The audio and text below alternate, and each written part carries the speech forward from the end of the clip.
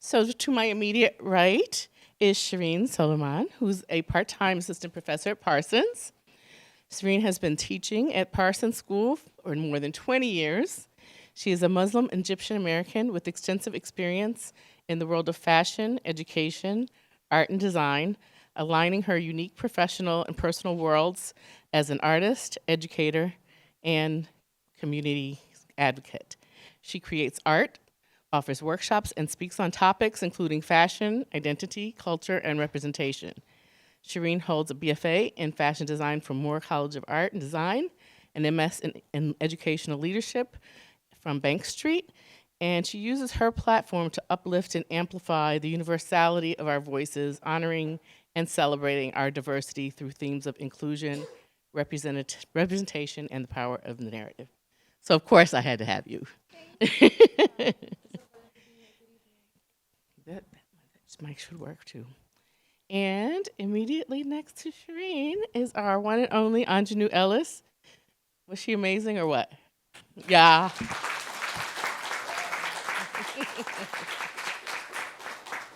Aunjanue Ellis is an Emmy-nominated American actress and producer whose career in film, television, and theater spans the past 24 years.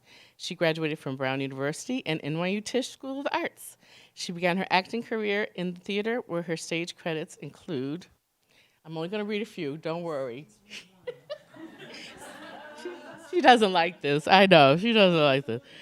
I'm only going to name a couple. Joe Turner's Come and Gone, A Winter's Tale, Drowning Crow, and recently, a number of television series such as Quantico, NCIS Los Angeles, Survivor, Designated Survivor, and she won the NAACP Image Award, Satellite Award, Best Actress in a Movie Limited Role as Aminata Diallo, just in the Ava DuVernay film, When They See Us.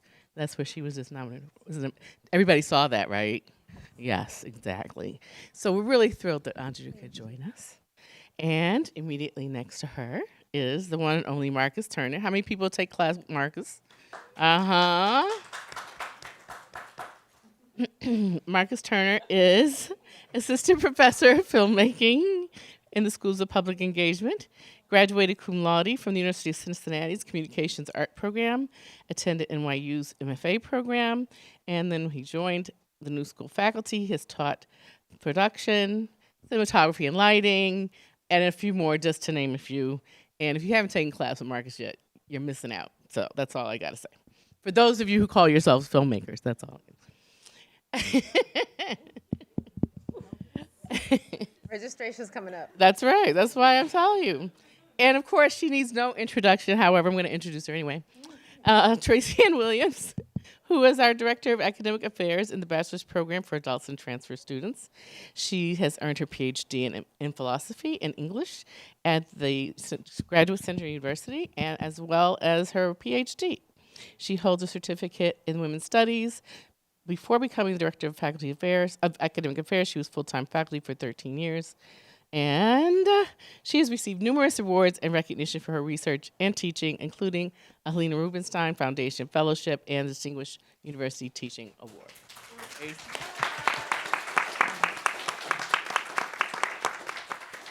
And with that, I'm turning it over to her. And that's her cute little girl. Is she precious? She's got my phone, so now she's... Sorry.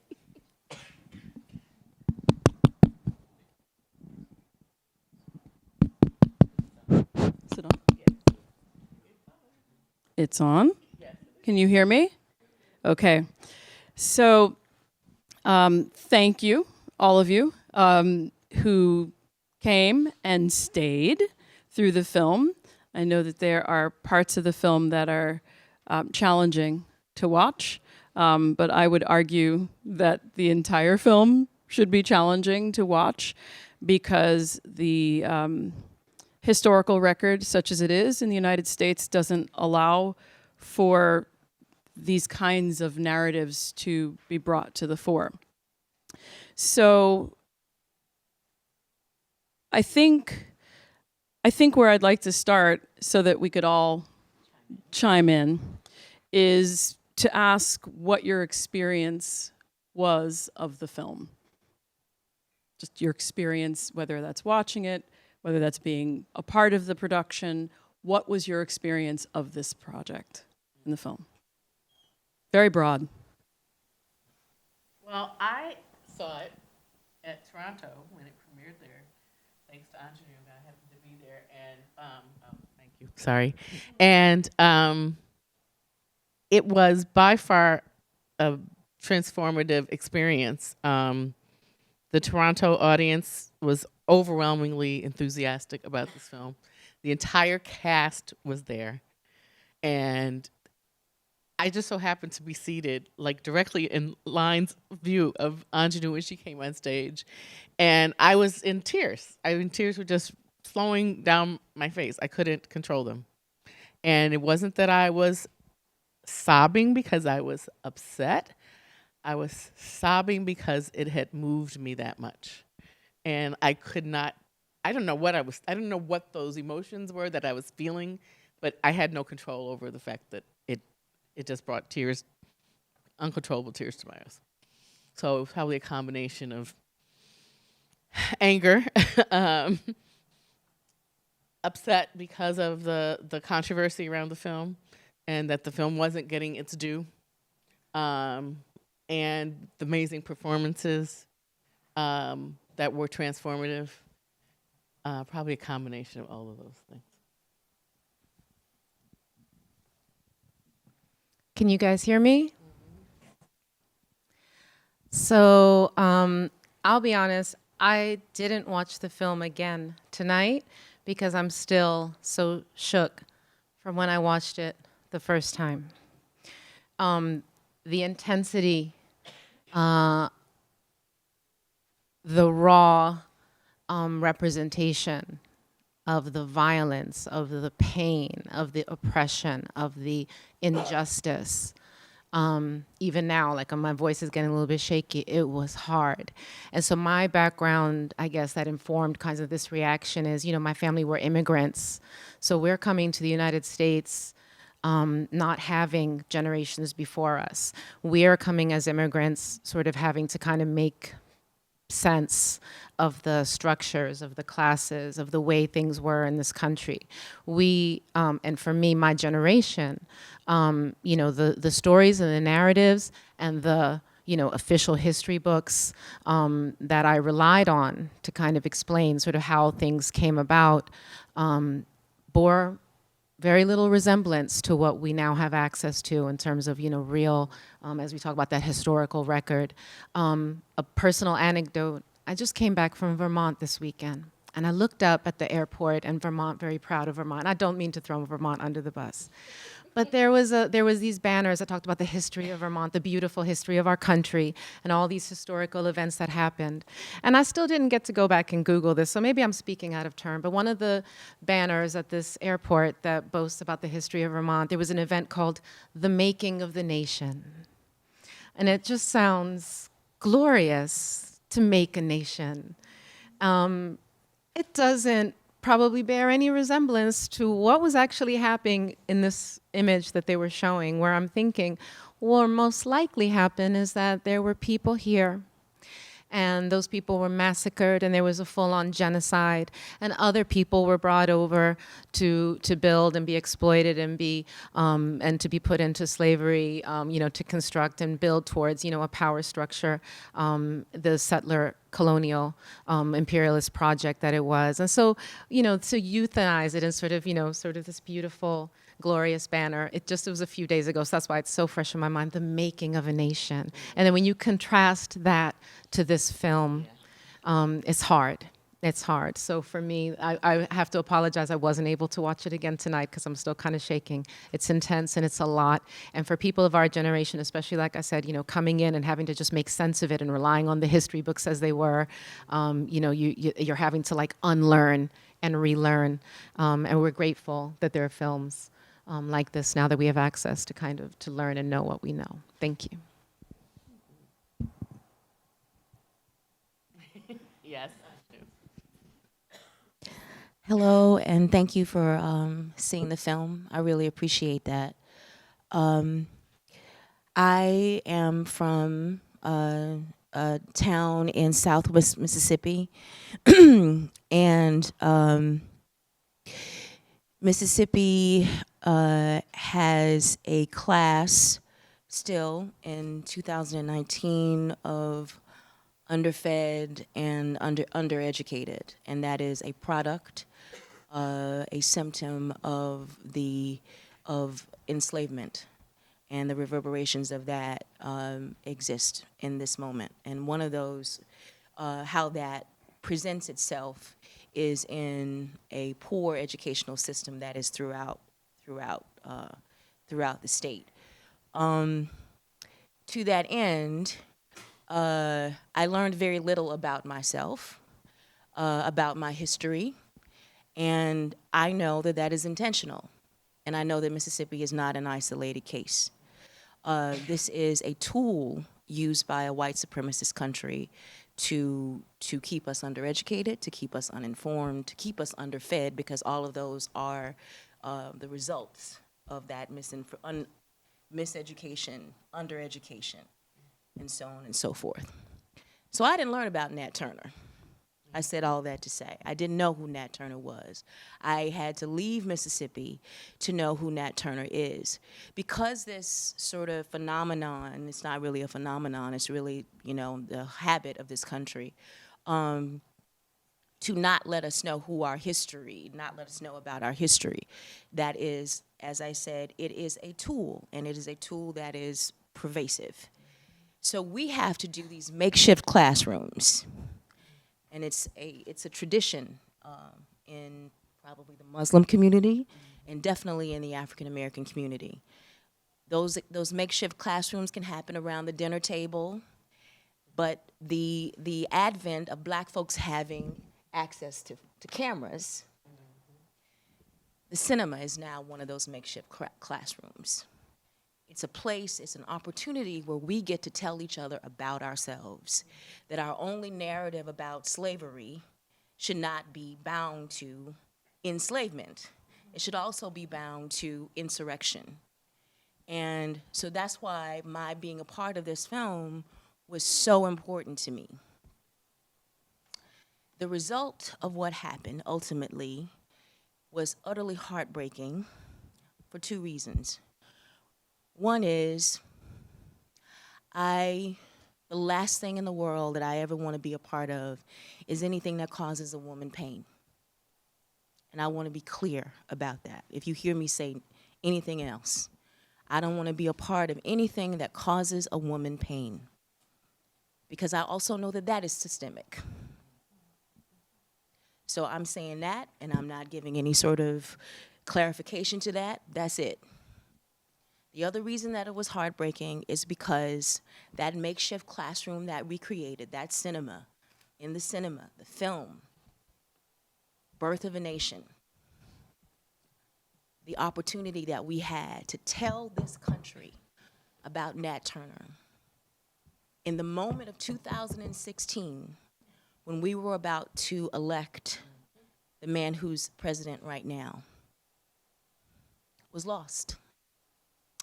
And it stays with me to this day. So that's all I'm gonna say for right now. And dare we might say, and let's go to Marcus, but dare we might say that had people been able to see this film, we might have had a different outcome in the 2016 election. Dare we might say. Very, very possible. I'm trying to think. I got hip to Nat when I was in high school. For some reason, the high school I went to, for 1 year, they brought in, I forget her name, but she was an African-American teacher, and for 1 year, she taught an African-American history class. And I learned about Nat Turner in her class. And I was kind of a mischievous student.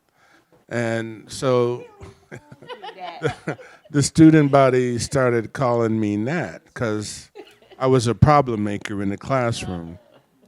And so I got the nickname Nat in high school. And I remember going home and talking to my brother and saying, this guy has the same last name as us, Nat Turner. And he was down, man. He was down. And my brother was very excited. And so he did all this research. We started reading. And so for us, it became like, yo, go Nat on him, you know? Just do a Nat on him. And when then we heard the movie was coming out, we were so excited because we had lived with this Nat for so long. And we knew his story, and we knew that, you know, he was a man who took responsibility to free himself. He didn't ask for freedom. He said, I will free myself. And we were so excited when the movie came out, and it came out and we saw it. There were some other things that occurred that she alluded to with the release of the film, but I'm so happy that it's here, it's with us, it's part of the new classroom. It's on Blu-ray and DVD. And Amazon Prime, so, you know, see it again, buy it. Because it's a necessary story. And just to wrap this up real quick, the reason my brother gravitated to Nat so much, I mean, it really became like an obsession with him.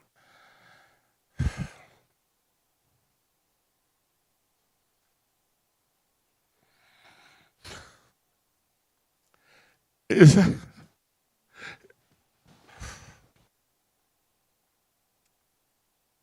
because he thought black men did not fight back. That we just stood and we took it. And I tried to tell him that ain't true. That ain't true. I'm sorry, guys. Professor Turner.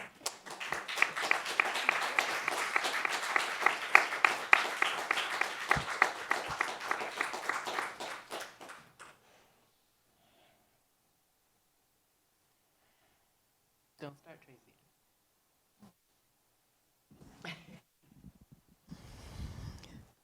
The only thing that I'll say is that when I heard that a film was going to be made about Nat Turner,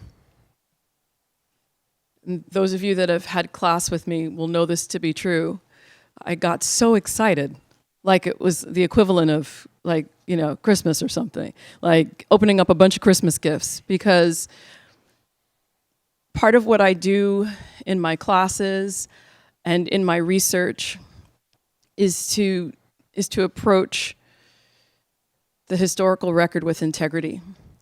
And where there is muck and mess and silence, that's where I like to go. And share with care, with my students and with those who I invite into this space with me, like at a professional conference or something along those lines, to help them to understand these challenges, these silences, these difficulties, these inconsistencies, and quite frankly, things that boggle the mind. Because what you see represented on the screen is in some ways unfathomable, and yet it happened. And yes, Nate Parker takes an artistic gloss to some of Nat's story, because what we know about Nat Turner comes from an interlocutor, or if you prefer a nice word from the time period, an amanuensis, you know? Like somebody who's gone in and he puts his own bent on it. An attorney went to the prison where Nat Turner was being held and took down his statement, but he also gave his own perspectives on the barbarism and what type of person does this and so on and so on. So the idea that a film was being made, that this history would be made visible, that it was a major motion picture, filled me with an excitement that I can't possibly convey to you. That excitement that this history was being told can only be matched by the horror that I felt when the film summarily was excised from popular consciousness, and rendering the story of Nat Turner once again mute. And that's what I will say. I want to open it up for questions, but I just want to give one more historical reference and say that, you know, we forget our history all too easily and quickly. And one of the other black men who resisted was a man named Oscar Micheaux. Oscar Micheaux, people know who he is. People in my class better know who he is. Oscar Micheaux was considered the father of independent African American cinema, because he created a film in protest and in response to the first Birth of a Nation by D.W. Griffith. And this was exactly 100 years ago. Here we are, celebrating the new. Centennial ago. And a centennial ago, Oscar Micheaux faced very much similar circumstances in terms of his films being censored and squashed and excised and, you know, purposely taken apart, deconstructed to be less threatening to white people, in spite of the fact that it was telling truths. And I just want to read, this is from a book called Writing Himself into History, written by my mentor, Pearl Bowser. Oscar Micheaux, his silent films and his audiences. And I just want to read one little section here. So a film that he made called The House Behind the Cedars, also made in Virginia, by the way. In order to get a seal of approval, Micheaux had to agree to eliminate the entire second reel and several other sections, but not without first questioning the validity of the board's decision and, by implication, the authority of the board itself because of its racial composition. He also chastised the board members for being unduly alarmed as to how my race is likely to take even the discussion in the second reel. There has not been but one picture that incited colored people to riot, and that still does. And that picture is The Birth of a Nation. So it's almost as though here we are 100 years later, this film being told from a black man's perspective. Same title. I mean, I think Nate, Aunjanue, you could talk about how Nate picked that title purposely. It was brilliant. Yeah.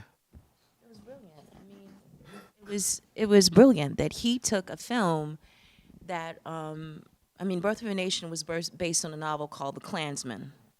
And D.W. Griffiths, who's considered, you know, one of the masters of American filmmaking, did a film that basically was used as a recruiting tool for the Ku Klux Klan.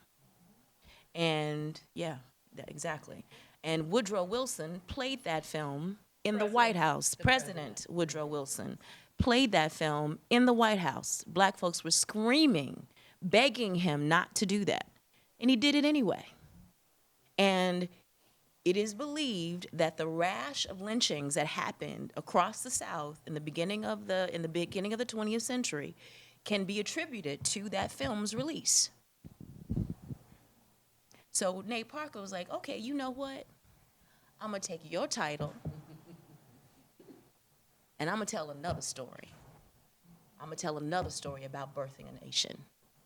It was brilliant. It was brilliant what he did. Brilliant.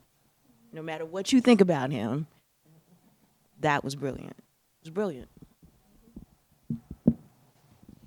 And there were no rash killings either. No, there was, yes. You know, But I think that that's part of why we didn't get to see it, right? right. I mean, you know, they said the same thing about when Spike did Do the Right Thing. Oh, we can't release this film. It's going to cause riots across the country, and it doesn't, you know, because those films are really informed about from a perspective of Black life that people recognize as being very real and very impactful. They're not propaganda.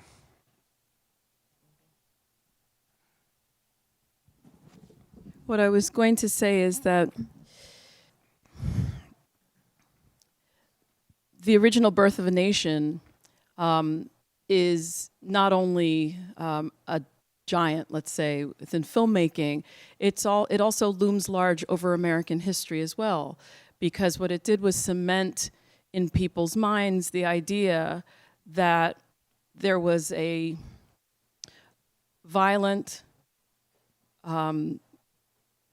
uncontrollable, hyper-sexualized Black masculine beast who having received freedom through the civil rights movement would just automatically have the sole purpose in life to assault white females. And so the film, if you haven't seen it, I thoroughly recommend it, is all about protecting the sanctity of white femininity, or even more specifically, white female ladyship. And so by using this title, what Parker does is say, yeah, but there's another birth of a nation happening, and it's the birth of white supremacy. It's the birth of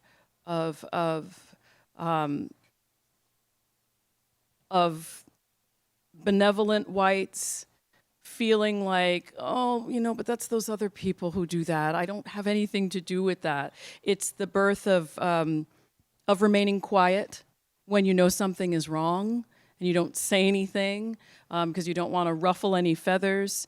It's the acceptance that Black women's bodies are available and able to be assaulted, and that it's okay, that it's just okay, that's part of the history. It's part of the history and it's part of the fabric of our country, and that's okay because they wanted it. They wanted that. And so there are many births in this nation that don't get talked about. And in so using this title, we get, or we could have gotten, a richer intervention into a little bit more understanding of the history of this country. I think I was going to also, a couple things now just came up for me where we kind of, going back to, again, sort of what I had to kind of unlearn and slowly, try to relearn. And this idea of what was for me, we used to, I don't know, I really don't know what they're still teaching, but this idea of manifest destiny, this God-given, this mandate, that the white supremacist nation building is ordained by God. So there's that faith element, and that element of sort of using faith, as one of the tools of power, of oppression, and that comes up obviously in the movie. We see obviously as it moves from one of the tools obviously to make sure that people remain subservient and being willing to just sort of passively accept the will of God. This is God's will. We will, oh my goodness, I'm having trouble thinking of the word in English because we have this very same idea too in our faith community. In Arabic, no. In Arabic, we say nistahmil, nistahmil. Nistahmil means like we will. I don't know if you speak Arabic, but there's a word that says that we will endure, we will take it, we will continue to accept. This is the way that, this is what God has ordained, this is what God wants for us. And it's something that we were talking about just outside, right? Where we were talking about what we want to do is it's a very colonialist, patriarchal, interpretation of that relationship, of how we sort of use faith, to give us power to endure, but also we want to balance that to give us power to empower us to understand, to create boundaries, to understand our own agency, to understand, again, our expression, our representation is sort of, how are we ambassadors to our understanding of our faith, right? But the other thing that also came up as we were talking about women, and some of my studies too, a lot of my work talks about, really again, sort of the Muslim American experience, and talking about, where it intersects, where we talk about African American and slavery, and we talk about too, obviously, we look at the colonial imperialist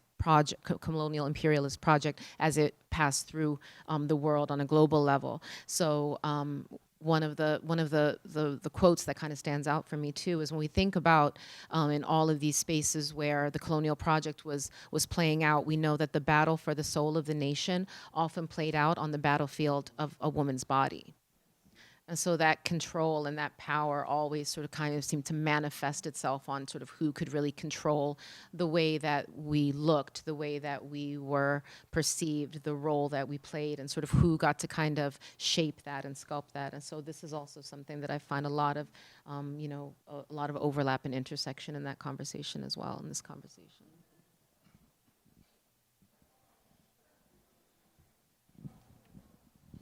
So we have 2 microphones on either side. Thanks, Chris, for putting that up. Tracy, you want to take us out to, you want to say something before we go to? Only was going to comment on your comment in that, I mean, another dangerous part of this film is that he presents what shouldn't be, but it is a radical view of faith, because it's pre-colonial, pre-European. That's what all of that stuff is, with the beginning, with the marks on his body, and the clay on his body. All of that is, he has a sense of personhood that precedes the indoctrination of a particular form of religion. I'm not going to call it faith.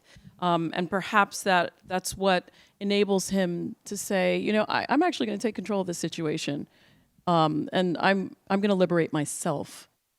Like I am an agent, and I'm going to liberate myself. And so he does. And people do come on up and be ready to ask questions. But while we do that, Marcus, could you talk a little bit about this production, the amazing production that this film? It's a fabulous production for not a lot of money. I understand $8.5 million, and a very, very short shoot schedule of some 20-odd days. They were able to put this particular film together. The reality is that this young man is a filmmaker, and he's a very, very, very good filmmaker. And you can see the kinds of things that he put into this film visually, that he understands historically what films are all about. Clearly he was working with wonderful performers, a wonderful production designer. The cinematography is fantastic. When you look at some of the shots that they created, the depth of field that he uses, and how the lighting and the composition, and how he uses the aspect ratio, and he keeps things alive in the background while things are occurring in the foreground. He really has a tremendous sense of the kind of film that he wanted to make. I would imagine he is very similar to someone like Alfred Hitchcock, and that he can visualize his film prior to shooting it, that he actually sees all of these scenes in his head, and when he gets to set, it's just time to put that imprint onto film. And I would love to hear how he worked with the actors and performers, because I understand that because it was a short shoot schedule, that in many cases he did scenes in one take, and that he didn't have time to go back and do several takes to quote unquote get it right, and that he had to get things done in one take. And when you look at the level of performances in the film, everyone is just simply in the zone. You know, everyone is just really delivering what they need to for that particular moment, for that character, and for that scene. Including him. I mean, and as a directing himself. And I would like to ask just if you could talk a little bit about his directorial style and how he was able to get the performers on the same page so quickly to get this work done.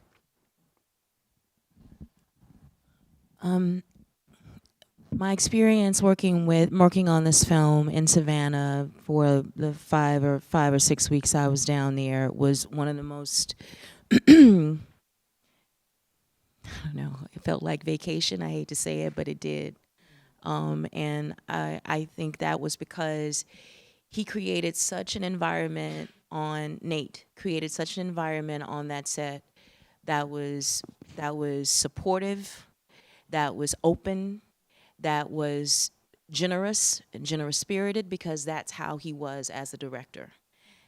What was weird is being directed by a scene partner.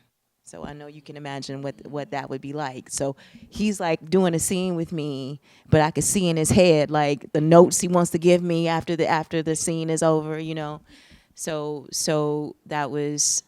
it was really sort of like incredible to watch that, because his brain is in 12 different places at the same time that he is my scene partner, but I never felt like he was necessarily removed from me.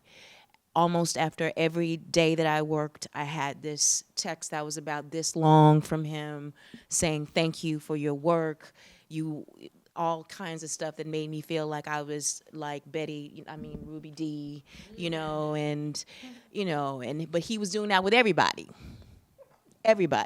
you know, making them feel important, making them feel significant. I felt so respected. I felt honored as an actor. I felt honored as a woman. And I would be lying if I said anything else. Mr. Hitchcock didn't necessarily respect the women that he worked with, but Nate Parker did. And that's what I know about my experience with him as a filmmaker on Birth of a Nation. We look to him because he had the kind of vision that he had. He had a particular vision. He was the director. He was the writer. He was the producer. If it needed to be a greensman, he would have been a greensman. So he did all of those things, and he had just respect from everybody while we were filming that film because of how he carried himself as a man and as a director. I'm sorry. Keep you for your question. A little too short. So I'm curious, is this on? I don't know if this is actually. Okay, all right. So earlier, and Professor Matera, you mentioned making this a discussion. So I'm also curious if there's, like, from the panel, and then also chiming in from the group. I'm curious with the film, and this is the third time I've seen it, and I feel like every time I'm picking up something different. And a lot of that for me is synthesis of growing up experiences, whether that be in my family, whether that be in school, whether that just being a person in this country. And Ms. Ellis, you mentioned, I believe you said something about a tool, like this class being part of being a tool. And then Professor Williams, you mentioning there being many births. I'm curious from this film, what moments, and you kind of spoke about this broadly in the first question, but I'm curious about more specifics, if there are any. What moments from this film kind of was that light bulb of like, oh, from you? And I'm curious through that, in what ways has this film acted as a service? So where is this film, since you've seen it, or whether that being for the first time, you seeing it, where you might go next, or where have you gone after? And how has it informed conversations, or how you've walked, whatever it may be? Thank you. Well, I don't know. I'm gonna Maybe it's say, like, Professor Williams. She might Hunter might take issue with that. Yeah, my thesis. But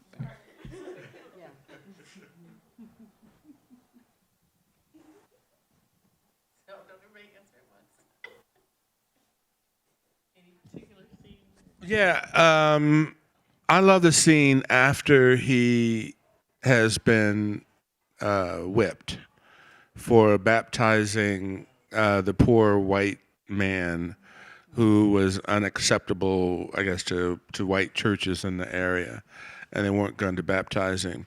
So he goes ahead and he baptizes this man, and that causes him to be whipped or to be punished because he did something that was a taboo at the time. So he takes the whipping, a brutal whipping, and night falls, and the people of his community all put a small candle on their porch.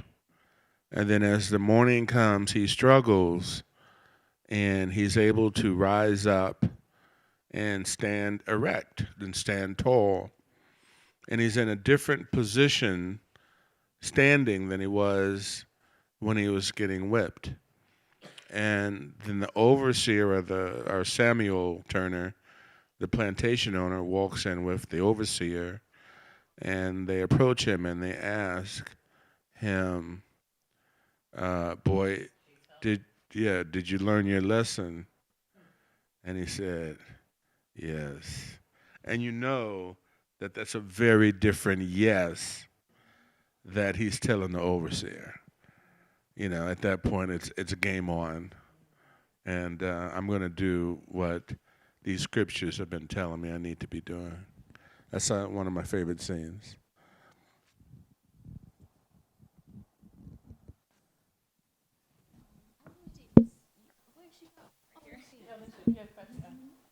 Hi, can you hear me, everyone? Get a little closer. Can you hear me now? All right, perfect. I feel like my aha moment was when he was saying the same scriptures that they're using to like justify that we should be enslaved also can tell us that what they're doing is really wrong and we can use it as our benefit. But I would also like to talk about how like this film actually brilliantly like took this as a narrative vehicle to reference the present. And like some of the vernacular that was used in the film, such as like black or colored, those are not like nommers that were used for African Americans during that time period. And I feel like that was a really smart way to kind of get people in this present day to kind of listen and catch on to what's going on. And also by using that type of vernacular, they were able to talk about like today there's police brutality. They didn't mention that explicitly, but how you're just being killed for being black. And I want to ask the panel and everyone in the crowd, like what are other things that you picked up on that kind of reference to the present? Because there were a lot.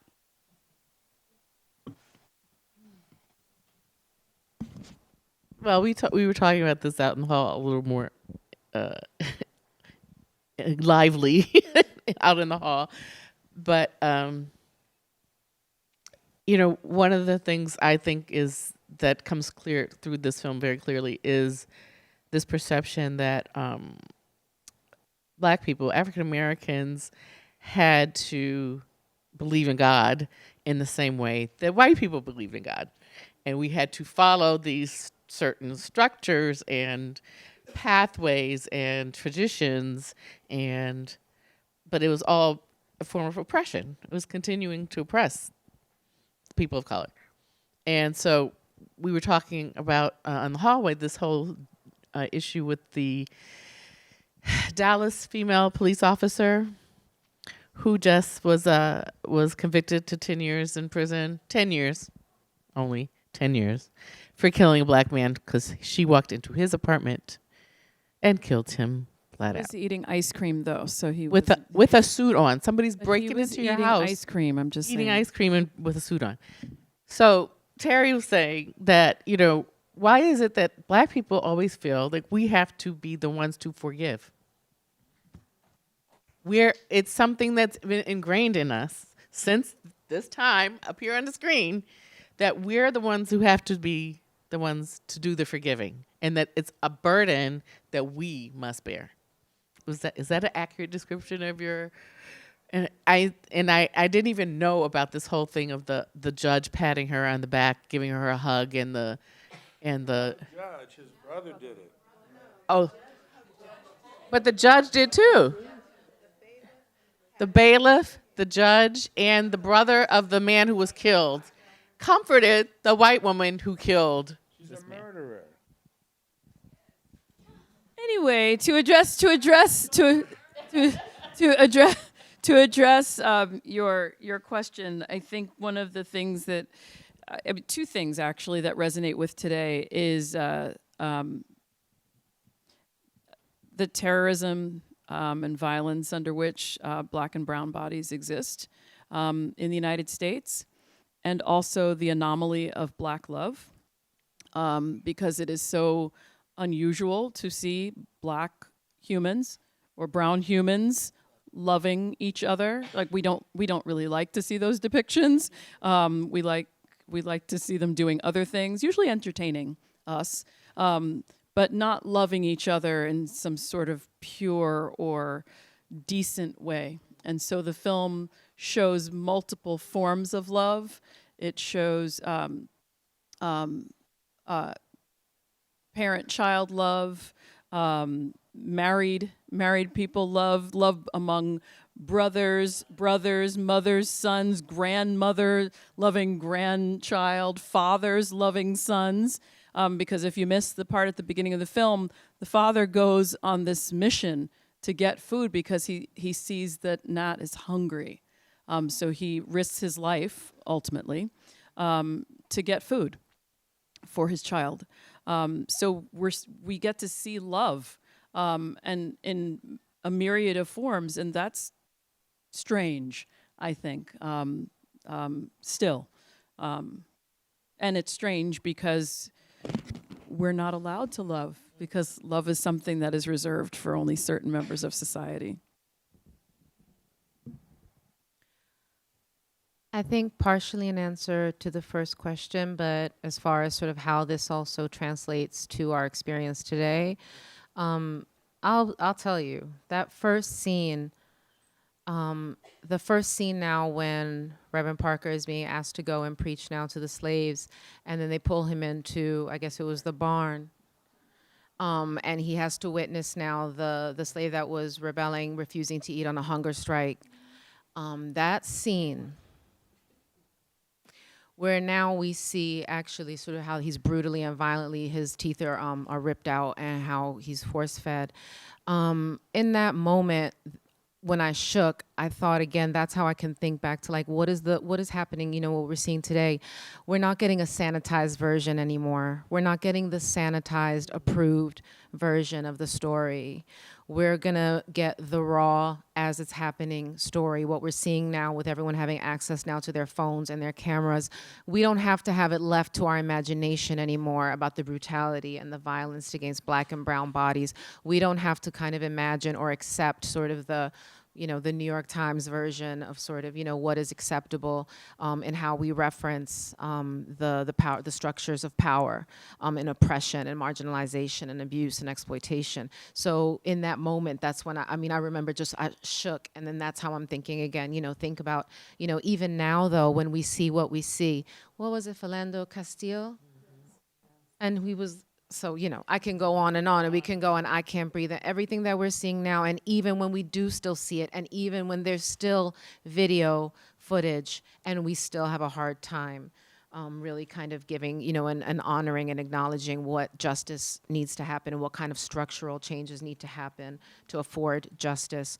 But yeah, that moment was when that's it, the curtains being torn off, and this is what's really happening. This is an accurate, a representation that we have not maybe heretofore had access to.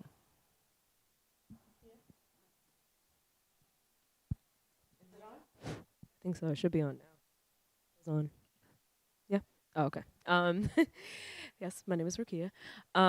So going back to your question of like things that pinpoint like the past speaking to the present, one thing that stuck out to me, and this is a thought that I have been mulling over, came across in one of my notes a long time ago. Oh, okay. A thought that, Rukia. Yeah, so a thought that I had this is my second time seeing the film, and something that was really, really poignant to me was the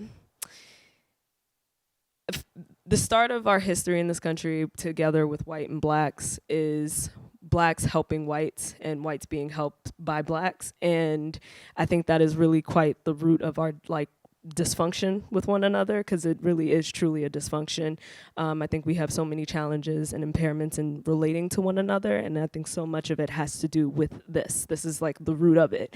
And I thought it was really brilliant of him to start off with Nat Turner as a child and with Sam, his master, and showing that relationship of here's two young men who in another time could be friends or, you know, or even brothers, and then showing them grow up and age and seeing that relationship of like they really couldn't quite be friends because of he was owned by him, and there was no autonomy for Nate to be, say, like, hey, I want to be your friend, or I want to play with you, or anything like that. And then you can really see what toll that took on everybody. I think I really also appreciated that, the toll it took on whiteness as well, in the sense of watching Sam's deterioration throughout the movie. Because he knew in his conscious mind that wasn't, subconscious and conscious mind, that wasn't right. But yes, I think that's really where the work was very interesting in the sense of that. And I want to say black and white dysfunction because I'm like, I think we really have to understand that it is a dysfunction, it's impaired, and if we want to fix it, then this is the start of recognizing this is the root of it. So.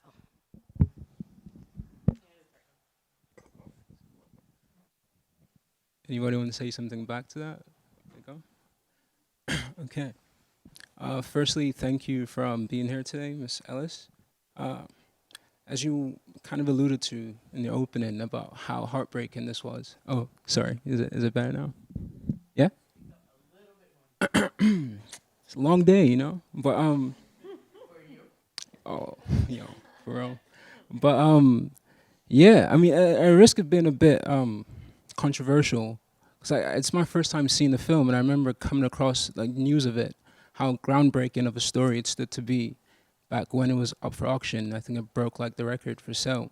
And I hadn't realized the media storm around it as to what led to it not becoming what it ought to have been. And in hearing you now talk about, you know, the way Mr. Turner, like, I guess say, like, carried himself in set, and how indeed, sorry, film. But yeah, how he carried himself on set and how he was indeed like a serious artist. He wasn't just trying to capitalize on the story or something of that nature. And to Michelle's class recently, I was reading Gilbert Rodman's piece on Eminem, ironically enough, and he brought up a point about how certain individuals in the United States are denied authorship. And, you know, we kind of kill the messenger at the, you know, ignoring of the message, right?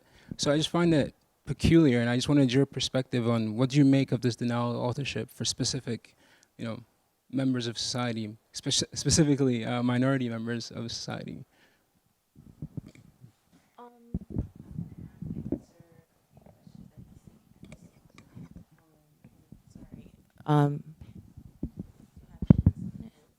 Okay. You asked what was the moment, what was the aha moment? Someone said something, you said what felt sort of like a direct connection to the now, and your question of you know, how this idea of authorship, right? So the aha moment in the film for me was when they were about to do the rebellion. And they were having this conversation, and they were like, yo, we could be in the fields, we could be picking cotton right now, we could be doing all this. And somebody said, not today.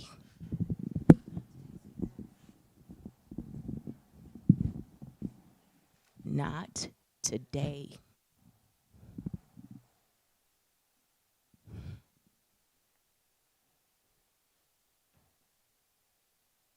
When I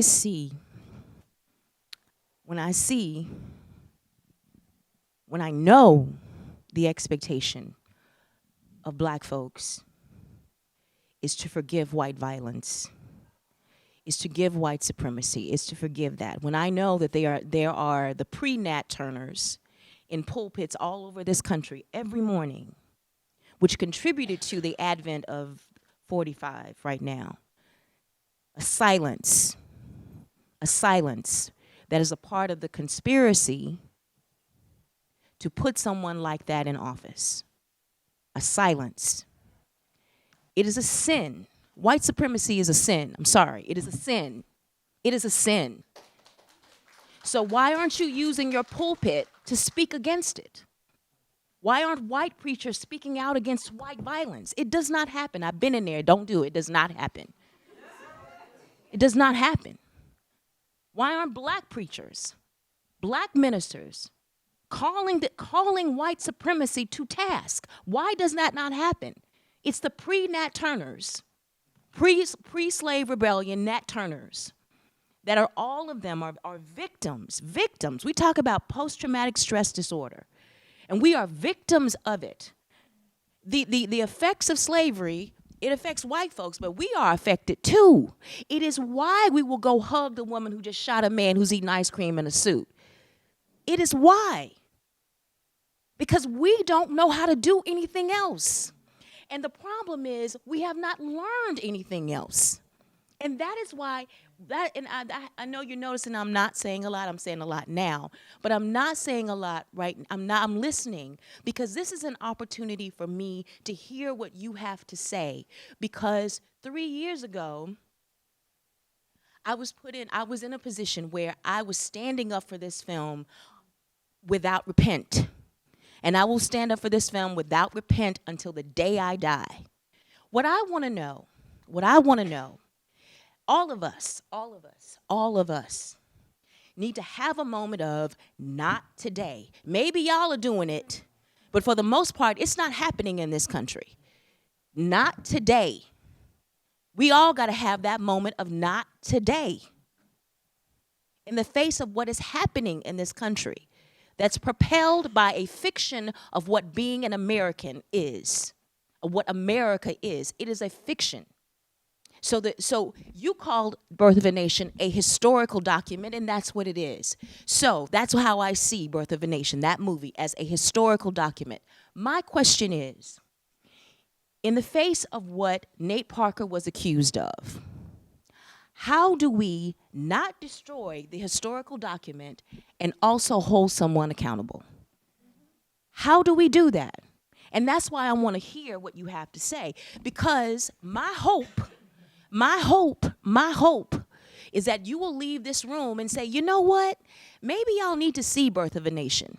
Because I have sat and had conversations with women who refused to see it because they felt that they're seeing the movie. I even told a young woman, I said, listen, I understand because you feel that paying for the movie, you're contributing to the coffers of Nate Parker, someone who has been accused of rape.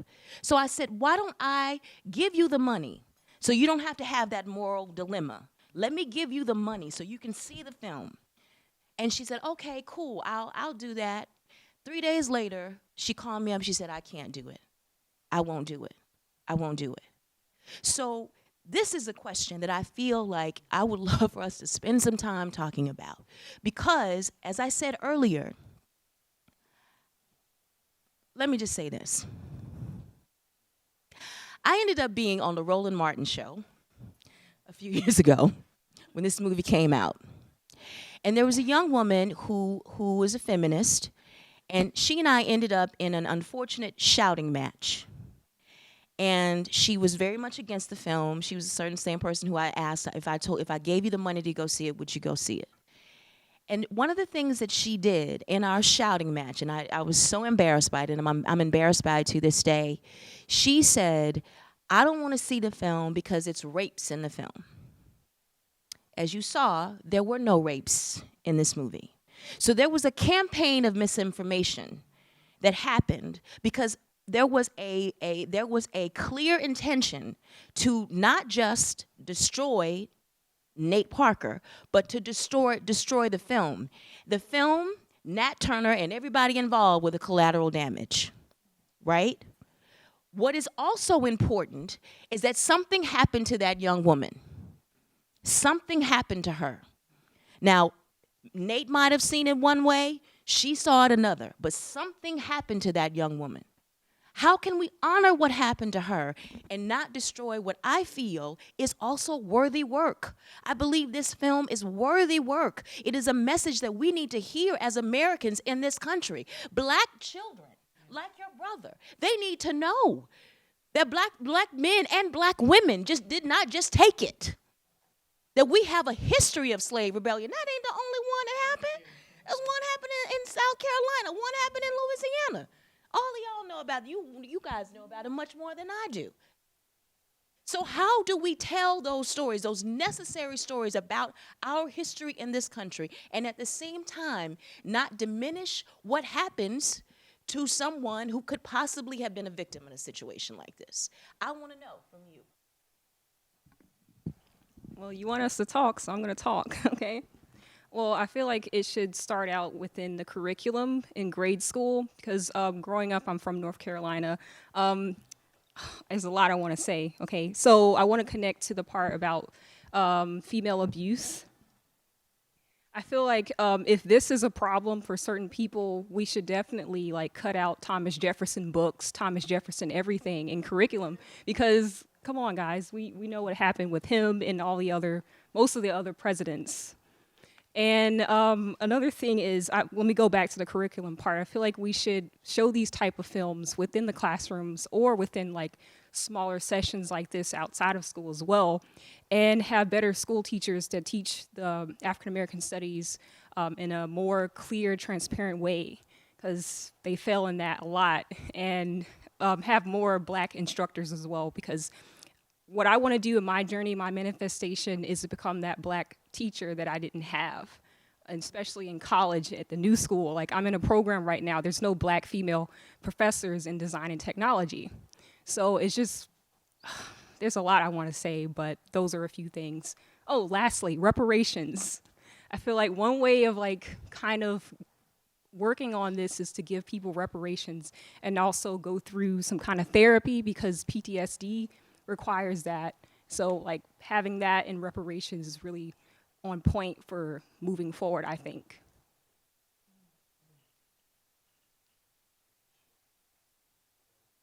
Oh, you know, I wanted to talk about the all right, yeah, can you hear me now? I just wanted to talk for a minute about that moment that you were talking about, because one of the points, I've seen the picture twice, and it's a good picture. And one of the things that I like very much about the movie is that it doesn't rely, and I'm a composer, and so it's going to be about music. It doesn't rely on Africanicity, or it doesn't rely on those tropes. And rather, it becomes a very American film in that the score is a very American score. The score is kind of classic Hollywood cinema. It's very much a Hollywood picture.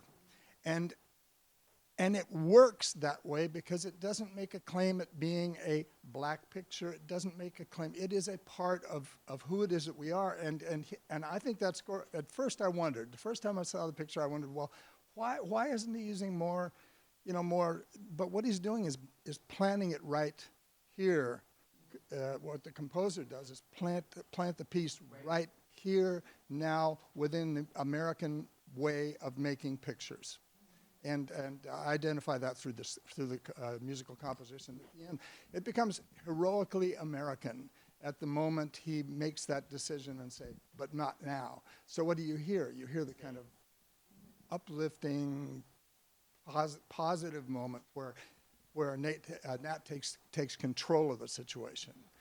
And that, alongside the biblical quotes, works. So it's pretty stunning. Anyway. Just a little observation. Thank you, Barry. Yeah, no, but I think that you're also right, and I think that that's also, for me, as a film distributor, and somebody who works with a lot of independent filmmakers, that was the other heartbreaking, heart-wrenching part of this story, is that this film was going to win Oscars. This film was Aunjanue was going to win an Oscar for that performance she gave, had they allowed the film to go forward. And this is why it was so another one of the reasons what it was so upsetting to me.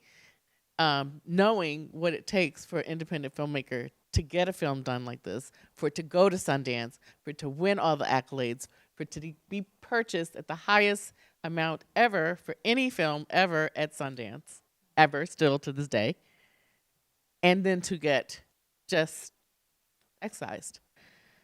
Yeah, so. I just want to say something real quick. This is not false modesty, but I want you guys to hear me say this. When I was fighting for this movie, I wasn't fighting for it for any sort of career purpose at all. Because to be honest with you, I don't think that that's my best work. I'm not doing false modesty, because I can tell you other things that I've done, but I'm like, yeah, I did that. But that's not one of them. That's not one of them. I wanted folks to see this movie because I felt that I wanted my 11-year-old nephew to be able to see that film and understand who he is. And that's why I'm still fighting for this movie right now. Amber. Okay, can everyone hear me? Cool. So yeah, my name's Amber. I guess I went to give a little bit of background about myself. I actually work at SAG-AFTRA, the Actors Union, and EEO and Diversity and Policy Compliance. So I do a lot of work with harassment on set and like taking these calls and listening to like some stories. And earlier this week, Tarana Burke was here, and she made a comment about like how our core values will affect like what we do and who we support. And this is my first time seeing the movie because I was one of those people who said, I'm not going to see it. I can't see it because I don't want to support this. It was amazing, and I'm glad I saw it. I regret that I didn't see it 3 years ago when it came out. And just, you know, hearing the discussion around it, I'm also feeling these feelings of like, this was taken away. The story needs to be told and no one saw it because of everything that happened around it. And so, you know, yes, there needs to be accountability for whatever happened, but you know, at the same time, you're right, the story it definitely needs to be told and people need to see it because everything in this country, yes, it's based on white supremacy, and the undereducation is intentional. We're not allowed to know these stories. They don't want us to know. They don't want us to know that, no, we didn't just sit there and take it. No, Mr. West, this wasn't a choice. We sat there and we fought. And so people do need to see this. And I don't know how, because I think I know from personal experience, I had a hard time separating the art from the artists. And I know some people struggle with that as well. And, you know, they won't support certain people and organizations because of that reason. I kind of forget where I was going with this, but it was just a really beautiful film, and I'm glad I saw it. You know, and with the work that I do, and still working in diversity and EEO, and still wanting to see representation on screen, not just of like someone had made a comment like just slavery representation of Black people. Like, yeah, it was slavery, but like as you said, it was insurrection as well. So I just really enjoyed it. That's it. Can I just say something? Like, you raise an interesting point that I hope someone else will take up in the room about the role of the artist in relationship to art, because the film gets excised from the record. Nat Turner is excised from the record, yet we have a violator of Me Too in the White House. And so I guess what I'm getting at, to come back to your question, is who gets to decide when enough punishment has been meted out? Is a prior bad act grounds for professional death? Forever? For how long? And for who? There are other folks who have been accused and or convicted of similar acts, but they are president or they're roaming the village. I'm speaking of Louis C.K. I saw him recently.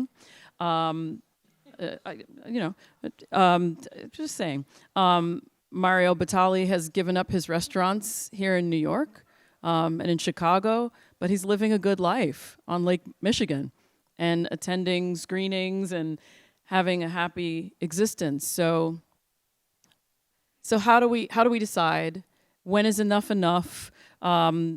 This is not to say that there shouldn't be punishment, but there was an adjudication process, and I sit on the adjudication committee for this university, so I'm quite familiar with hearing cases. But this was adjudicated not only at the university, but outside of the university, and he was acquitted. So we believe in the justice system for other things, like when we acquit various individuals, like police officers or whomever.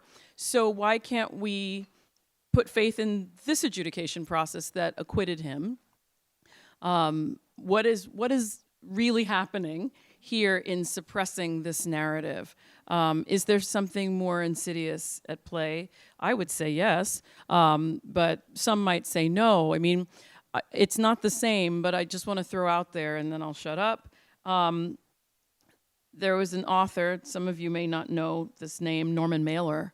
Very different crime.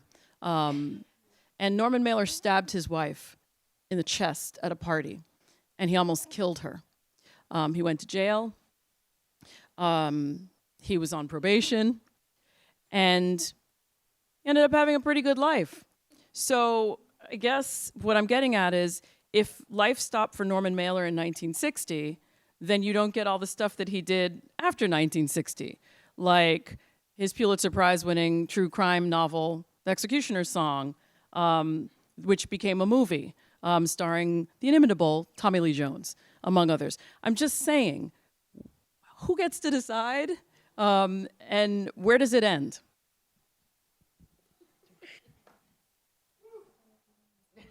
I don't think it's going to end, quite honestly. I mean, in the society that we live in right now with white supremacy, he's going to pay for putting his hands on that white woman for the rest of his life. That will stay with him. He has a new movie that's being screened in Europe. It's called American Skin. In Venice, he got a standing ovation. Yet there is no distributor who has stepped up for American distribution of his new film. You know, I think they will make him pay for the rest of his life in this country for the film he made. If he really truly was a problem and what he did was wrong in 1999, but there was no reaction to when he was in Red Tails. There was no reaction to when he was in the Debaters. There was no reaction when he did that rom-com comedy love thing. You know, there was no reaction to it. Nobody brought it up. They brought it up when he did Birth of a Nation. That's when they brought it up, and that's when the artistic assassination began. So I think that they plan willfully to stop this extremely talented filmmaker from making the films that he wants to make. I get a sense that Nate Parker is a race man and that he likes black people, like Oscar Michaud, and at some point he would like to empower black people to get to the point where they no longer want to hug their oppressors. They don't no longer want to go hug the woman who shot your brother in the courtroom. And I think that's what those are the films that he would like to make. I don't see him making a film that's a fantasy starring, Oprah Winfrey. And I love Ava, believe me, I love her. But I don't see him making that type of a movie. I see him staying within this genre of black empowerment, of making films that speak to black lives in our particular situation. And I think because of that, he will live with this accusation for the rest of his life. Michelle just helped me find. We have a. I said, what was? I just want to make sure I was pronouncing the name correctly. So I said, where was the name? And she goes, here's the list. It's actually a paragraph of a list of, again, thinking about, chiming in on your, this question, asking ourselves this question, allowing for the nuance. To whom do we extend? To whom do we extend the opportunity for redemption? Who gets to decide to whom we afford that humanity, that they are worthy of redemption? And I, for my generation, thinking about, so the name that I wanted to pronounce was Roman Polanski, a well-known, obviously, sexual predator. And obviously, we know Woody Allen. We already threw Louis C.K. under the bus, Elliot Spitzer. And then let's not forget, you said there's a president in the White House. He's what's the other president? Bill Clinton. And we adore Bill Clinton. We adore our Democrats, right? But so some people get a pass. So some people get that pass. And so I feel like, we want to really kind of align and understand that that pass is supported by structures of white supremacy and power. And so those are what sort of allow through that lens is who we kind of deem sort of who are worthy. And then, even just, again, aligning that with that Me Too movement and what was happening in 2016 and something else that we started to begin, that discussion, the Me Too movement as a woman of color, as someone who has, as a survivor, as someone who is a chair of a board of a nonprofit working with victims of domestic violence in the Muslim community. At that time, your ears perk up. You wanna be like, this is the first time now we're starting to hear people come forward and share their truths. We're passing the mic. We're allowing people now to share their truths. And then as it started kind of playing out, immediately the hopes are dashed, because then we remember Me Too is not us too. So again, to whom do you afford that humanity? We give them that platform to share that pain, to honor that pain. Who do we sort of, kind of relegate, to the annals of history, that kind of gets put on the back burner and doesn't get worthy of sort of, being equated with that same level of sacredness, right? So a lot of this was happening at the same time. And from my lens and from my view, it just seems, again, too, so much of this is new. A lot of our awareness and all these different aspects it's new. So there's a lot that's happening with the Me Too and understanding, again, kind of really parsing through and reconstructing, relearning what we're learning. And so much of it is new. And what I'm hoping is that we eventually start to recalibrate when or how long that's going to happen, but to recalibrate and to be able, like, now we get our footing and we start to see the intersectionality. And Kimberly Crenshaw, when she talks about that intersectionality of, allowing now to kind of see the nuance and the grays to a lot of these, and not so much that binary of, their hence accusation of sexual abuse equals immediately, going to the immediate right corners. Yeah, I cannot support that, but allowing for nuances of gray. Where did race come into it? Where did the power structures of Penn State and how we idolize sports on campus and all of that? There's a lot of these nuance and that subtleties, and we just kind of, are living in these binaries because these are the first times, it's fresh, it's new, it's the first time we're hearing victims speak, but understanding again too that there's so much nuance and so much of so much that still needs to be untangled. I want to say just to it's very, we have to, let me say this. Nate Parker, the story came out about what happened. And a few weeks later, we elected 45. Casey Affleck was accused of sexual assault by two different women. Two different women at the same time. Do you know what his fate was? He won the Oscar. He won an Oscar. This issue cannot be separated from race. It can't be. Courtney. I don't even know where to begin. Oh my goodness. First of all, thank you to all of the panelists. What an amazing experience. I'm a volunteeraholic, stay-at-home mom. Disclaimer, Michelle is one of my dearest friends, and I have another dear friend sitting in the front row. Our daughters happen to be in the same high school together. Terry and I were discussing that we really, as a country, need to understand that not much on the screen has really changed.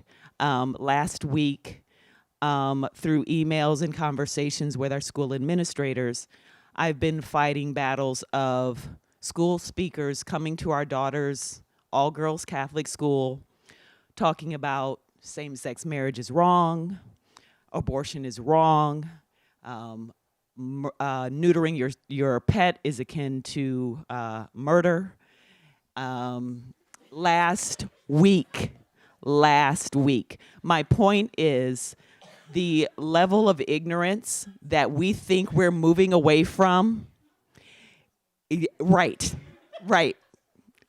Michelle has been hearing these stories. It's really, my point is these are affluent white people that are holding on to their myths by any means necessary, to the point of false equivalency, comparing abortion to human trafficking. Last week. You forgot one adjective, Court. Benevolent white people. Benevolent, yes.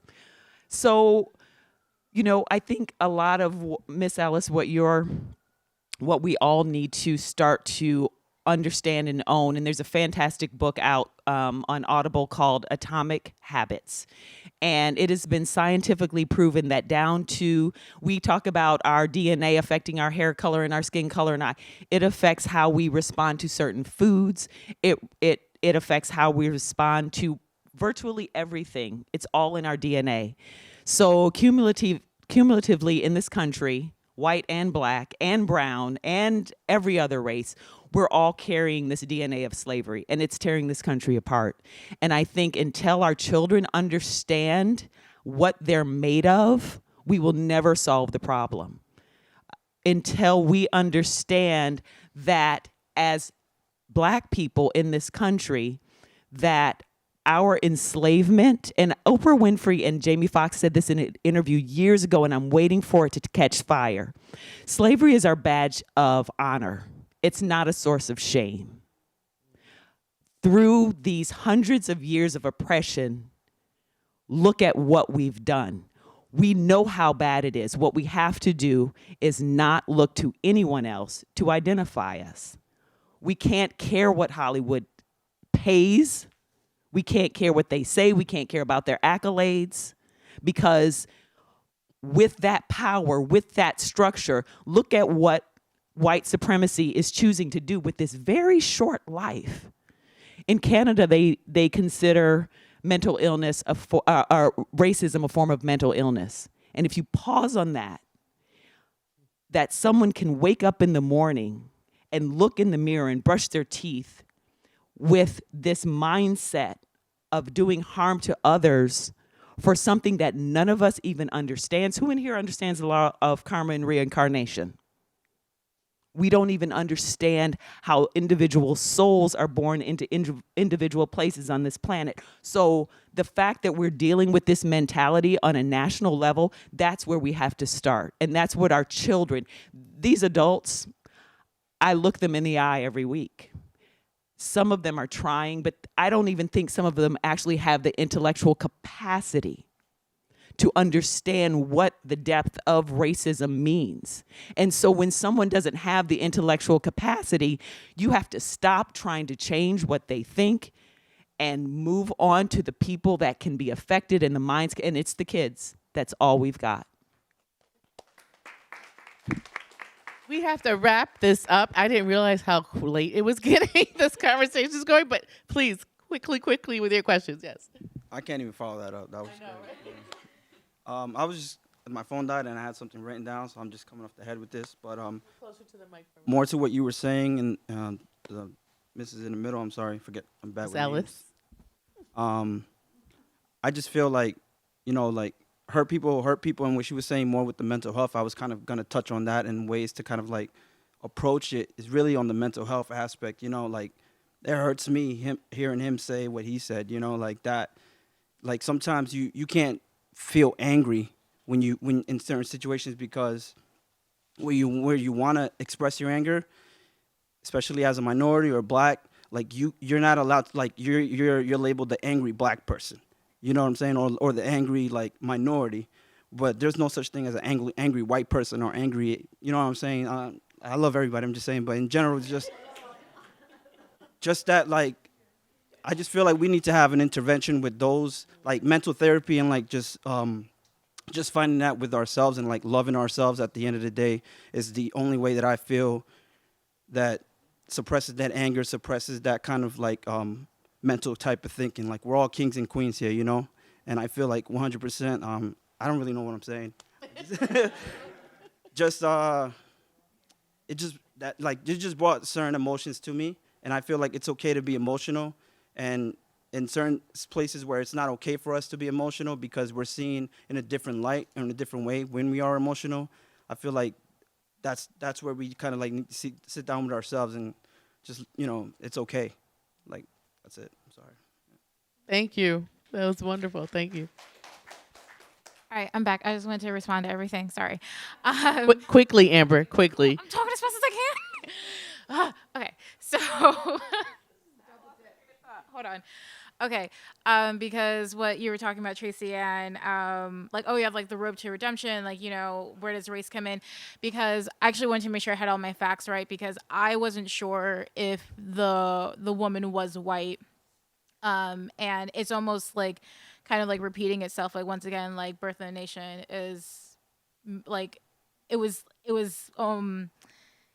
it didn't get its like chance, or it because of a white woman, to protect a white woman. And I'm not like trying to toss aside like what like happened to this person, but once again, because of a white woman, you know, this is where like this race is coming in. And like, yeah, we should, like, we trust the law, or sometimes to do its job in other situations, but like you said, why can't we trust it in this point in time? And I even found myself like doubting that. And it's just a lot of like anti-blackness, and like, actually Roki and I were talking about this earlier, like anti-blackness to the point where like we hate ourselves and we can't even trust ourselves, and we start doubting ourselves. And like, not like, once again, there still needs to be accountability. That's not to say like someone should get away with anything, but like, once, like, it's anti-blackness. And I do know. Yeah, like I said, once again, not trivializing, not like mental illness is an issue for sure. But once again, seeing the parallels. Yes. And like, you know, just like talking about like the generational trauma that we've all just endured. I didn't think about it, or like multi-generational. I didn't think about it like, you know, racism is bad for black people, but it's also bad for white people. And we're all just, you know, we are all carrying it. And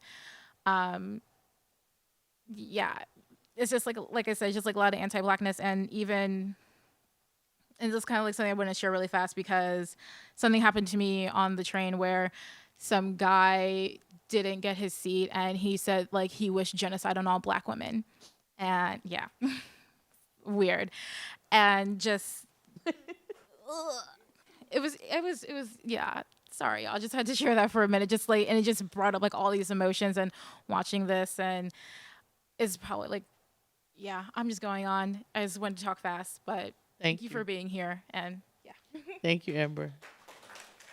And Yara, and then we'll come back to you, because Yara's been standing there for a while. Go ahead. You were there for a minute. No, you were there for a hot minute. You Go were ahead. there for a while, Yara. So I get really nervous talking in front of people, so I hope I make sense. But I think, first off, I want to say I think one of the things that this film does really well is portray violence, like this historical violence, in a way that is dignified. Bell Hooks talks about like how the gaze in visual arts has a potential, is violent, has the potential to be violent. And I think this film talks about history without, you know, I don't want to say like victimizing, but it's like it's empowerment, but in a way that acknowledges the material effects and the reality of the past. And I guess especially against, like for example, the way that Cherry, when she's attacked by those three men, the film doesn't get the emotional value. Like it doesn't get that impact from the fact that like we're watching this woman lose her humanity, but like it pans away and we have to infer that. And I think that's really powerful because it's not about, you know, it's not pornographic in that way. And I think, you know, Professor Williams got at it, and I don't know your Professor Shireen Solomon got at it, you know, talking about this idea of forgiveness, and then also this idea of intersectionality, and also Ms Ellis got at it as well. But like, I think it's, you know, we're talking both. We see the victims of racism and we see the victims of sexual assault, and like, I don't think what we're realizing is that like, all too often we focus on the people who perpetrate those crimes, but we don't think about the people who are harmed and their stories get shoved under the rug. And I don't think that this is an either or situation. You can acknowledge the fact that, you know, this film is really powerful. I remember, you know, reading history books. Like I took a class in high school about social justice in American history, and there was a small paragraph on slave rebellions, and Nate Parker had 2 sentences. Yeah. Or Nat Turner, sorry. Nat. So, yeah. And, you know, like, that's pretty minuscule. That's not efficient. But then, I don't know. I think that we have to honor everybody because that's the only way we can make change. Like, we shouldn't be focusing on the people who cause harm. I mean, to some extent we should, but, like, you have to look at the cost of that attention, and, like, you have to look at who gets to tell their own stories and how they get to tell their own stories. And I don't think we should diminish this film. I think that, like, I'm very glad I watched it. And, you know, a film is a collaborative effort. There are a lot of people who put their hard work into this, and it shouldn't come at the cost of a mistake that somebody made when they were younger. And I think it's not just about, it's you have to be accountable for your actions, and part of that is recognizing that your actions have long-term ramifications down the line to other people. But yeah, sorry. Thank you. Thank you. Shy and not comfortable in front of a mic. Thank you for that powerful and eloquent contribution. Okay, last 2 questions. Yes. My bad. I'll try to make this quick. It's actually my second time watching the movie. I first watched this with my parents, strangely enough, at home. And it's as disturbing the second time as it was the first. And I always, for some reason, I had in my head that Nat Turner was a fictional character because there's no way any of this should ever happen, but obviously it did. I know that hurt. Yeah, so I hate that I'm going last, but I think it makes sense just because I've been reading the room a lot, and a lot of the things that have come up as we've been talking, one of which is white supremacy, which is a topic that I'm researching at the moment. Ms. Williams knows that. And there's a lot of layers to this system, and it's really draining to be here every day and like discussing this over and over again. My friend here spoke of white and black dysfunction, and I think that's a very real thing. That's not really up for debate. And obviously white supremacy is one of the biggest issues in this country, if not the biggest issue of this country. And I just want to pose a question to everybody in this room, and I mean no disrespect when I say this to anybody, but like, what the fuck are we really gonna do about it? Like, when are we gonna have, no, I'm dead. Like, when are we gonna have our not today day? Like, when is that? I've been. When is our not today? I like that. When Yeah. is our not today? I've been like doing so much research on white supremacy in the way how pervasive it is in like many other systems and many other issues, and I've been trying to make a game or some other project to try to teach empathy, to make white people feel something, anything. Sadness, maybe you should feel bad because of this history. Maybe you should be traumatized because of this history, but I don't know what I'm supposed to do. Like, what am I supposed to make? How am I supposed to push this forward? Okay, Let's start. white Amen. people. Every single person.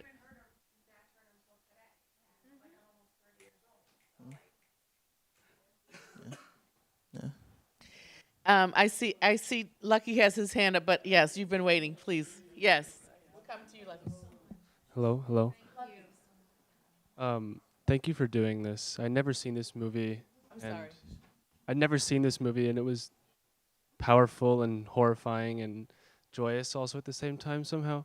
But I wanted to quickly bring up William Styron's novel that I had never read before. I still haven't read it, and if anyone else here has experienced it, and to talk about that, because that won the Pulitzer Prize, and now really isn't talked about, but right, the only other fictionalized or aesthetic representation of Nat Turner's story that I know about, and maybe how Confessions of Nat Turner. this movie is a reaction to that or isn't, or just if we could maybe talk about that for a split second.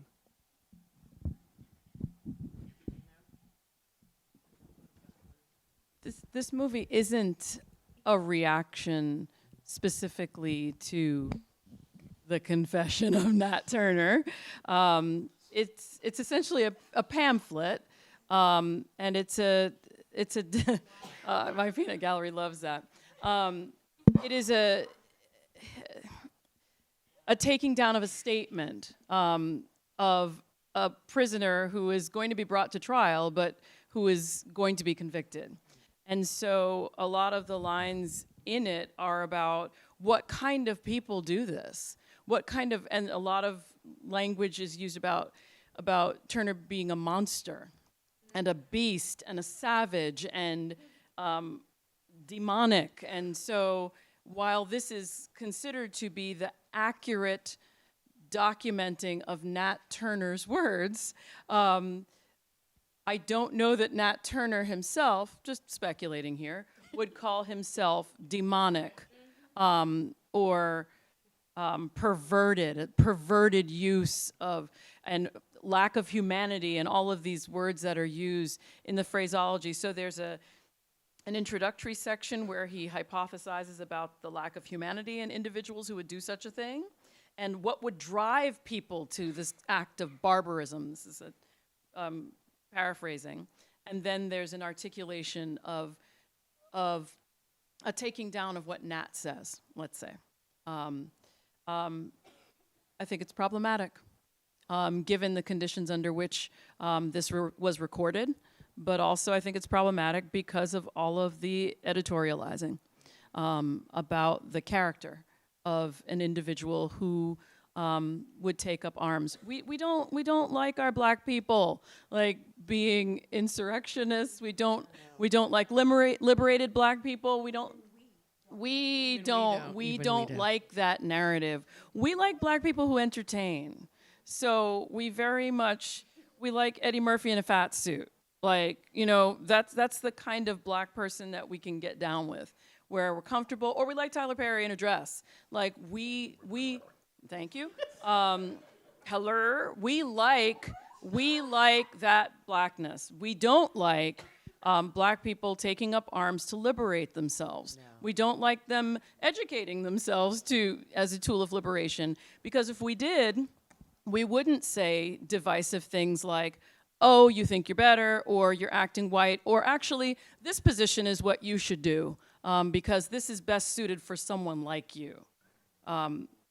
All of that, these are things that have been said to me by white and black alike. And that comes out of these kinds of historical documents. But that's the history of the United States. That's the birth of a nation. That is the nation under God that we actually live with and through. I'm done. Okay, come on, guys. Come on, last two. Quick. So I'm standing up here just because I was socialized as I'm indigenous, and I was raised as a Latina before I transitioned, and I was raised not to speak up, not to use my voice, and so it's very difficult for me because it's only been about 4 years since my transition to actually stand up in front of a group of people and not feel a lot of sense of shame for using my voice. So when you said, what do we do, that's when I said, get up, because it starts with us. I've got to make a change, and I've been standing here trying to say, there's so many different things I want to say, and I don't think it's as important right now as just standing here. I want to say thank you, but to know that that who I am as Yaqui, indigenous, I don't have a lot of connection to my tribe. We all assimilated and became fundamentalist Christians. And my family now, who have nothing to do with me because I've transitioned and they're fundamentalist Christians. So there's so much in my mind. I'm just like, this is unusual for me to be talking like this in front of a crowd. So it's like, seeing this is so important. And then what happened that marred the whole thing, I guess I just want to say, I imagine there's a lot of creative people in this room, students and filmmakers, just know that, and I know race is an issue with this too, but know that, like, just keep your hands off of people, or don't be in a situation where you put yourself in a situation where you can be accused of something. Just make your work. And like this, yeah, the Me Too thing happened. I mean, good. There's a shift happening. People are opening up. People are saying things. They're not going to take it anymore. And sexism is a huge problem. We need to just take care of each other. And if you do something like that, look what happens to this beautiful work. How many people are going to see it now? You know, so I guess that's what I wanted to say. There's other things too, but thank you. Thank you. That's wonderful. Thank you very much. My name is Lucky Church. This is going to be extremely quick. I'm putting pressure on all of you, and especially to my white brothers and sisters in this room. The conversation that we're having, this is cute in this safe space, but what will you do when you leave here is the question. Okay, we all talk a good game. We all say what we gonna do. We all say people should see this film, but we go home and we have private conversations. We laugh, we snicker, we point fingers, we say, oh, you know, I hear them, but what are you gonna do? The responsibility is yours to change the conversation of the people that are around you daily. It's not just in this room where it's safe and you're acknowledging these people up here have done great things for us that are giving us these pieces. It's up to us to literally change the fabric. You, like my brother said here, it starts here, but the trickle domino effect will begin when you get home, okay? And I'm talking from experience. I'm not just talking at you. I'm talking from what I go through too. I was raised by grandparents who went through a lot in the South. So of course they said things that I understand, but I took my mind and said, I'm gonna get to know people for myself. And out of that knowledge, I then interacted with each person as an individual and not a group. Thank you. Okay, so make sure that you are carrying this message with you home in your heart, and only carry it home when you fully retained it yourself. Because if you don't retain it fully and live it, nobody's gonna believe you, nobody's gonna care. Thank you. And that's how you're going to be a help. If you wanna change and help us, help yourself first and then move on, okay? Thank you very much. Awesome, thank you, Lucky. Well, I think that was a great way to wrap this up, but this has been an amazing conversation. I'd like to thank Aunjanue Ellis for joining us with us. This wouldn't have happened without you. This is something we've been talking about doing for a long time. And I encourage you, if you're interested in more films like this, please make sure you signed up on the Creatively Speaking email list, because Creatively Speaking does a lot of programs like this, and this is what we do. And thank you so much, Tracy Ann, Marcus, Shireen. You guys are awesome. And for all of you for coming and participating. Thank you and good night. Thank you, Michelle.